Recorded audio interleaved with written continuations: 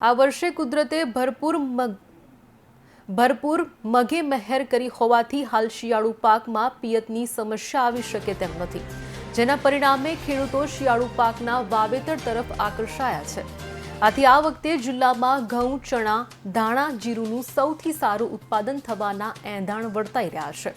હાલ શિયાળુ પાકના વાવેતર માટે ખેડૂતોને ખાતરની ખાસ જરૂર પડે છે।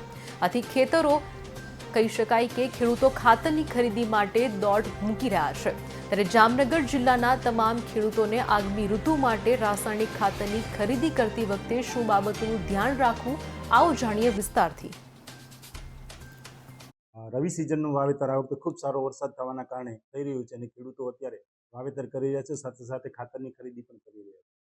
ખેડૂતોને મારી નમ્ર વિનંતી છે કે ખાસ કરીને અત્યારે પાયાના ખાતર તરીકે જેમાં ફોસ્ફરસ તત્વ હોય એવા ખાતરની જરૂરિયાત હોય, એટલે માત્ર ડીએપીનો આગ્રહ ન રાખતા ડીએપીની સાથે સાથે 12-32-16 છે, 20-20-0 છે, સિંગલ સુપર ફોસ્ફેટ કે જેણે ખાસ કરીને જીરાનું વાવેતર કરવું હોય, દાણાનું વાવેતર કે જેમાં સલ્ફર તત્વ છે જે રોગ પ્રતિકારક ધરાવે છે, તો એ ખરેખર વાપરવું જોઈએ। આ ઉપરાંત હાલ નેનો ડીએપી છે, એના પણ ખૂબ સારા રિઝલ્ટ છે।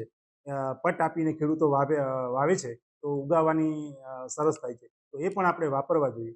ખાસ કરીને ખેડૂતોને મારી વિનંતી છે કે તમે અમારા અધિકૃત વિક્રેતા પાસેથી જ, જેમ સહકારી સંસ્થાઓ, એગ્રી બિઝનેસ સેન્ટર, એમની પાસેથી જ ખાતર ખરીદે। કોઈ લેગવગુ તત્વો તમારા ઘર લેવલે આવીને ખાતર પૂરું પાડે તો એ ખરીદવું ન જોઈએ, પાકા બિલથી ખરીદવું જોઈએ। અને આમ છતાં પણ ખાતર સંબંધી જો કોઈ પણ સમસ્યા હોય તો અમારો જે કંટ્રોલ રૂમનો નંબર છે 2551137, ત્યાં તમે સંપર્ક કરી શકો।